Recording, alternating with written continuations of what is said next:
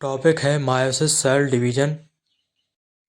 ए है वरुण और ए है उनकी पत्नी प्रीति और ए है उन दोनों का बेटा डुग्गू। डुग्गू के शरीर में जो सेल्स हैं, जो डीएनए है, वो डीएनए उसने अपनी माँ से, पिता से इनहेरिट किया है। वरुण ने भी अपने सारे डीएनए अपने माँ, अपने पिता से इनहेरिट किए हैं और यह प्रीति के केस में भी लागू है। वरुण की बॉडी का जो सेल्स है, जो नॉर्मल सेल्स है, इन्हें ही सोमैटिक सेल्स कहा जाता है।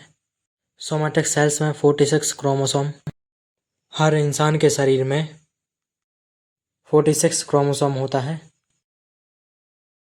इन 46 क्रोमोसोम में से 26 इसने अपने पिता से इनहेरिट किए हैं व 26 इसने अपनी माता से इनहेरिट किए हैं।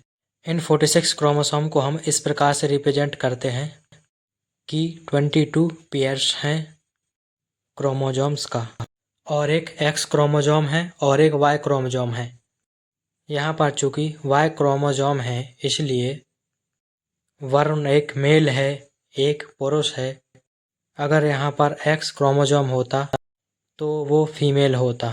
अब यहाँ पर ये जो क्रोमोसोम का पेयर्स है, पेयर्स में भी कुछ खास बातें हैं। जैसा कि हमने एक पेयर ऑफ क्रोमोसोम को ड्रॉ किया है, ये एक क्रोमोसोम, ये दूसरा क्रोमोसोम, ये दोनों मिलके एक पेयर बना रहा है। तो 22 पेयर्स में से हर पेयर का जो क्रोमोसोम है, उनमें से एक क्रोमोसोम फादर से मिलता है और एक क्रोमोसोम मदर से मिलता है। इसका मतलब जो 22 पेयर्स, यहाँ पर एक और पेयर है, यहाँ पर एक और पेयर है, यहाँ पर एक और पेयर है। ये जो पेयर्स हैं, हर एक पेयर में एक फादर से मिला हुआ क्रोमोसोम है, एक मदर से मिला हुआ क्रोमोसोम है। ये फादर से, मदर से, और फिर एक्स क्रोमोसोम है और वाई क्रोमोसोम है। यहाँ पर एक्स क्रोमोसोम माँ से इनहेरिट हुआ है और वाई क्रोमोसोम फादर से इनहेरिट हुआ है, पिता से मिला हुआ है। अगर पिता का भी एक्स क्रोमोसोम यहाँ पर तो वरुण फीमेल होता। और भी कुछ इंटरेस्टिंग बातें हैं इन पेयर ऑफ क्रोमोसोम का। इन क्रोमोसोम को होमोलॉगस क्रोमोसोम कहा जाता है। ऐसा क्यों कहा जाता है? किसी भी लोकेशन में आप गौर करेंगे, ये जो क्रोमोसोम है, इसके इस सर्टेन लोकेशन में आप तो यहाँ पर जिस तरह का जीन होता है, एग्जैक्टली उसी तरह का जीन होता है, सेम दूसरे वाले क्रोमोसोम के लोकेशन में।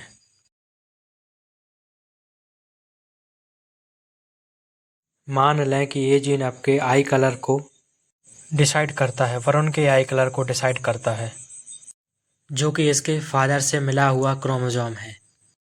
वो जो सेक्सम होगा, जो कि मदर से मिला हुआ क्रोमोसोम, जो कि इसी का होमोलोगस क्रोमोसोम होगा, ये सेक्सम भी आई कलर को भी डिसाइड करेगा।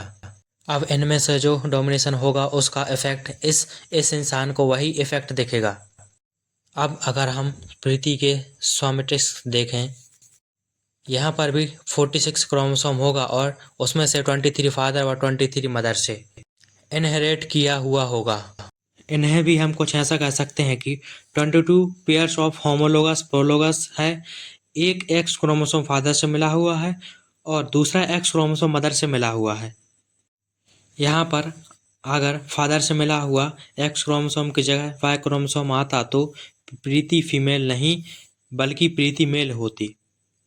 अब आते हैं जार्म सेल। जार्म सेल इस तरह का सेल होता है जो कि रिप्रोडक्टिव सेल को क्रिएट करता है, जैसे कि मेल के केस में स्पर्म व फीमेल के केस में ओवम। तो ये जर्म सेल, इनमें भी 46 क्रोमोसोम होता है और यही जर्म सेल आगे चलकर मेल के केस में, फीमेल के केस में ओवम प्रोड्यूस करता है। यहाँ पर स्पर्म और ओवम में 46 नहीं बल्कि 23 क्रोमोसोम होता है और स्पर्म जाकर ओवम को फर्टिलाइज करता है और नए लाइफ का इंसेप्शन होता है। जिस प्रोसेस में जर्म सेल या ओवम बनता है उस प्रोसेस को मायोसिस कहा जाता है। मायोसिस एक प्रकार का सेल डिवीजन है।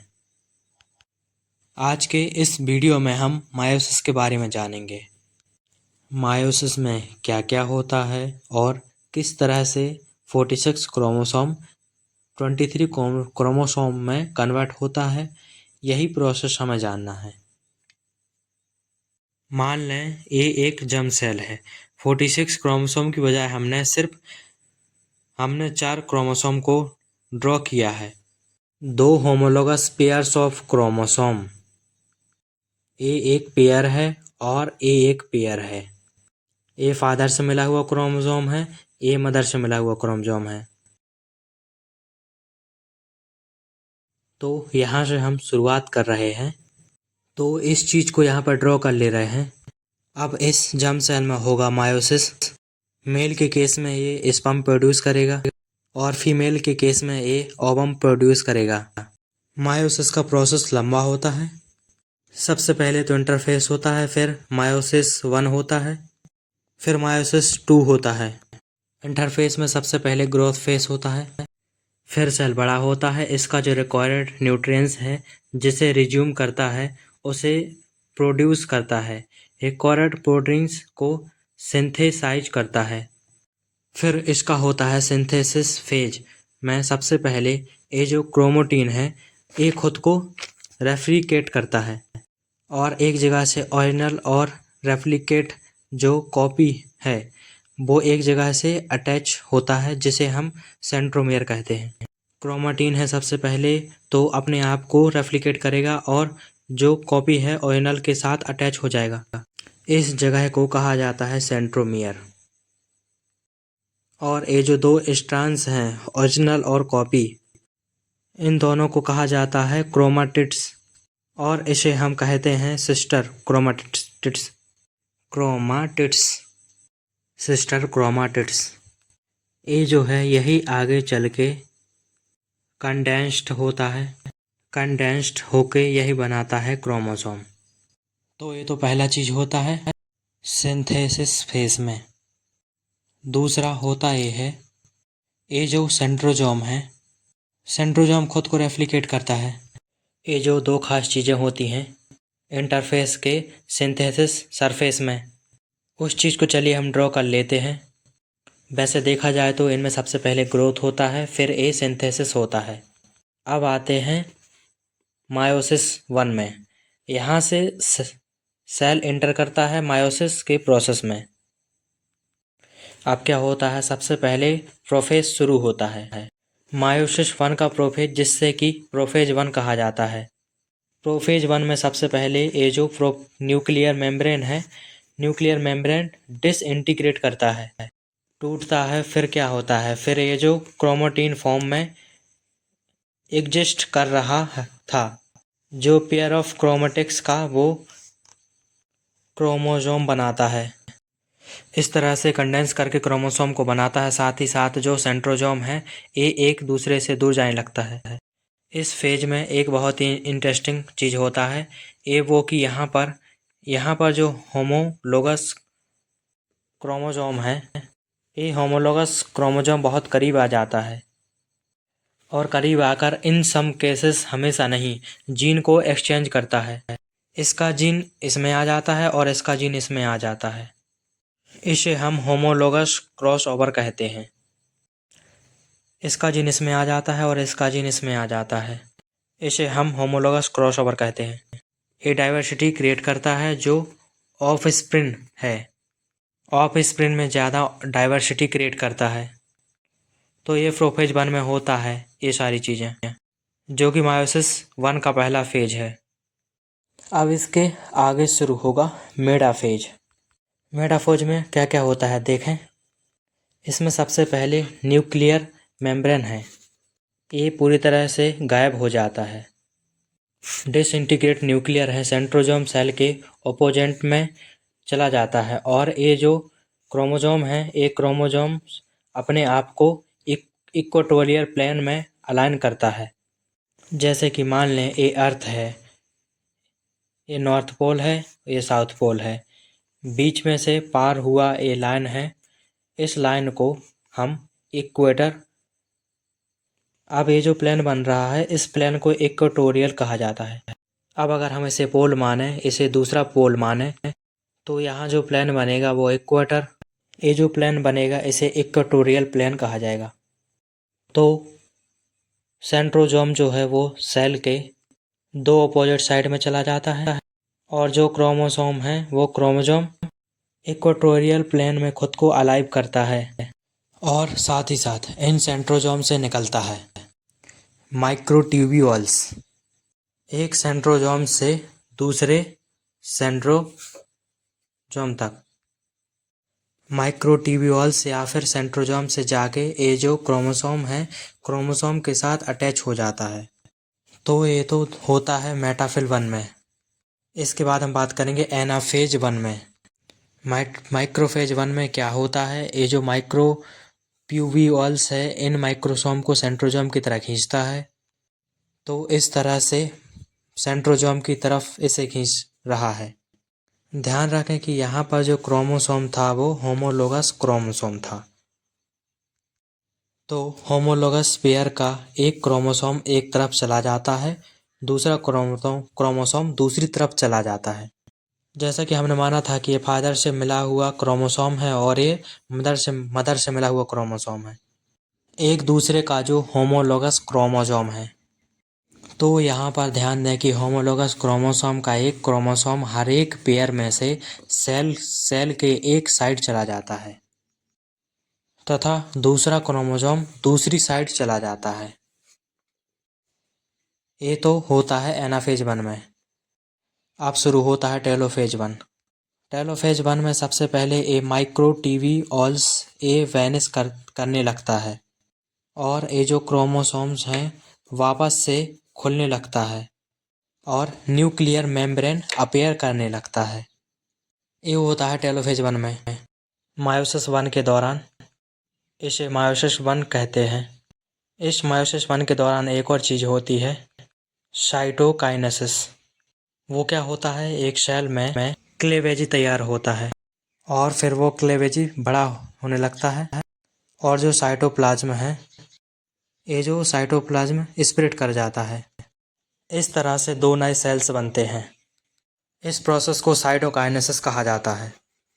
साइटोकाइनेसिस टेलोफेज 1 के बाद नहीं होता है, बल्कि साइटोकाइनेसिस मायोसिस के दौरान ही होता है।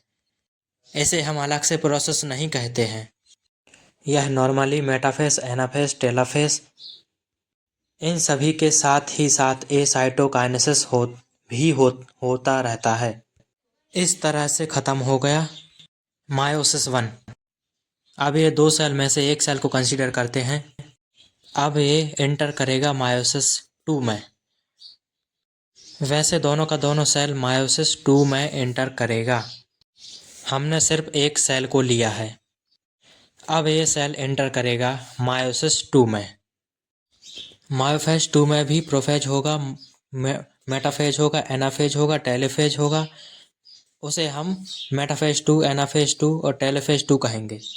चलिए देखते हैं मायोसिस 2 में क्या होगा। सबसे पहले होगा प्रोटेज 2। उसमें क्या होगा, सबसे पहले तो सेंट्रोजोम अपने आप को डुप्लीकेट करेगा, अपने आप का कॉपी बनाएगा और फिर न्यूक्लियर मेम्ब्रेन है ये न्यूक्लियर मेम्ब्रेन में वैनिश कर जाएगा और साथ ही साथ ये जो क्रोमेटेड फॉर्म में था, ये पेयर ऑफ क्रोमेटेड था, सिस्टर ऑफ क्रोमेटेड था, ये कंडेंस होकर क्रोमोसोम बनेगा और ये जो एंड्रोजोम है एक दूसरे से दूर जाने लगेगा। ये होगा प्रोफेज 2 में। फिर शुरू होगा मेटाफेज 2। मेटाफेज 2 में सबसे पहले न्यूक्लियर मेम्ब्रेन गायब हो जाएगा, जो सेंट्रोजोम है वो अपोजिट एंड में चला जाएगा सेल का और जो क्रोमोजोम है ये अपने आप को इक्वेटोरियम करेगा और साथ ही साथ माइक्रो ट्यूब्यूल अपीयर करेगा सेंट्रोजोम से। माइक्रोट्यूब्यूल एक सेंट्रोजोम से दूसरे सेंट्रोजोम तक जा सकता है या फिर एक सेंट्रोजोम से क्रोमोजोम के साथ जाके यह अटैच हो जाता है। ये होता है मेटाफेज 2 में। अब ये एंटर करेगा एनाफेज 2 में। एनाफेज 2 में माइक्रोट्यूब्यूल्स है ये कॉन्टैक्ट करने लगता है, ये सिकुड़ने लगता है और इस क्रोमोजोम को दो सिस्टर क्रोमेटिड से बना हुआ क्रोमोजोम है, इसे बीच से स्प्लिट कर देता है, बीच से ये तोड़ देता है। अब ये हिस्सा इस तरफ आ जाता है और दूसरा हिस्सा अपोजिट साइड में चला जाता है। तो कुछ ऐसा सिचुएशन बनता है, ये होता है एनाफेज 2 में। अब यहाँ से माइक्रोट्यूब्यूल्स है, ये वैनिश करने लगता है, ये वैनिश कर जाएगा। ये हो रहा है टेलोफेज 2 में। और ये जो क्रोमोसोम का पार्ट है ये करीब आ जाएगा, साथ ही साथ ये खुलने लगेगा और क्रोमाटिन फॉर्म में आने लगेगा। साथ ही साथ ये न्यूक्लियर मेम्ब्रेन अपीयर करने लगेगा और ये होता है टेलोफेज 2 में। इसी दौरान साइटोकाइनेसिस भी होता है। ये साइटोप्लाज्मा है, ये दो हिस्से में टूट जाता है और एक सेल दो डिस्टिंक्ट सेल में कन्वर्ट हो जाता है।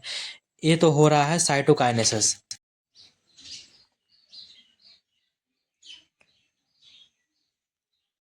ये टूट रहा है और ये रहा साइटोकाइनेसिस। हमने शुरू किया था जार्म सेल से, जहाँ पर कि 4 क्रोमोसोम था जिसके न्यूट्रिएंट्स पर, और जब हम ख़त्म कर रहे हैं तो यह सेल से बन रहा है 4 सेल। 4 सेल क्यों? हमें तो 2 दिख रहा है, 4 क्यों? क्योंकि यहाँ पर साइटोकाइनेसिस हो गया था।